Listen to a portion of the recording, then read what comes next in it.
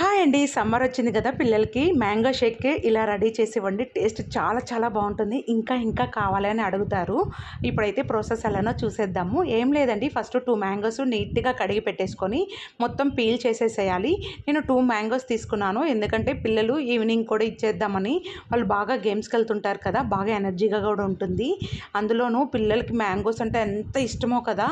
మా పిల్లలకైతే చాలా చాలా ఇష్టము. మీకు కూడా ఇష్టమా? కింద కామెంట్ సెక్షన్‌లో కామెంట్ చేయండి. ఇప్పుడు చూసారు కదా, మ్యాంగోస్ బాగా పీల్ చేసుకొని ఆ తర్వాత పక్కన పెట్టేసుకోవాలి.